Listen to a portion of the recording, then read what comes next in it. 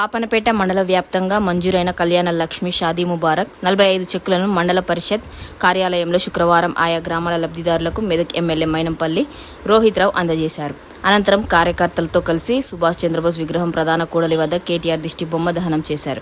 పాపనపేటలో 86 లక్షల రూర్బర్ నిధులతో నిర్మించిన సమీకృత మార్కెట్ సముదాయాన్ని ప్రారంభించారు. ప్రాంగణంలో మొక్కను నాటారు.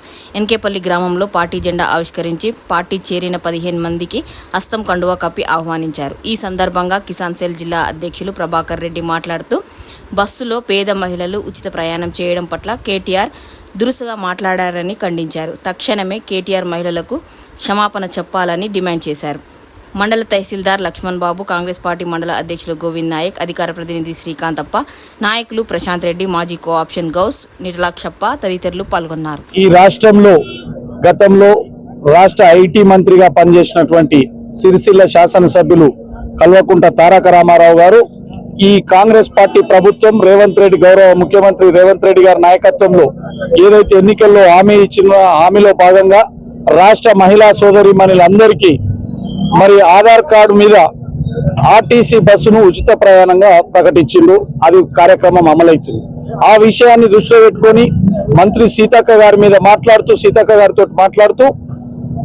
సీతక్క గారి పేరు ఉచ్చరిస్తూ మాట్లాడుతూ ఈ కేటీ రామారావు గారు రాష్ట్ర మహిళలందరినీ బస్సులలో ఎక్కి కుట్లు అల్లికలని అల్లం ఎల్లిపాయలు ఒలుచుకుంటున్నారని, ఇంకా అవసరమైతే కుటుంబ సమేతంగా ఎక్కి బ్రేక్ డాన్సులు చేస్తున్నారని మరి అవహేళనతో మాట్లాడిండు. ఈ రాష్ట్ర మహిళా లోకం మొత్తం కూడా గర్హిస్తుంది. ఆయన మాటలు శోచనీయం.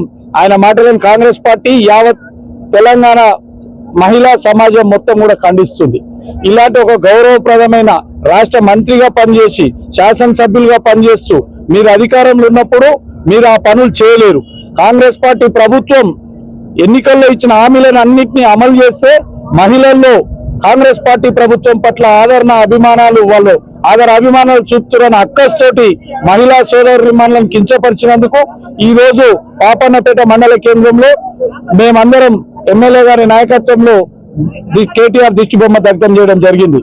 రాబోయే రోజుల్లో వెంటనే రాష్ట్ర మహిళలందరికీ కూడా కేటీఆర్ గారు తక్షణం క్షమాపణ చెప్పాలి.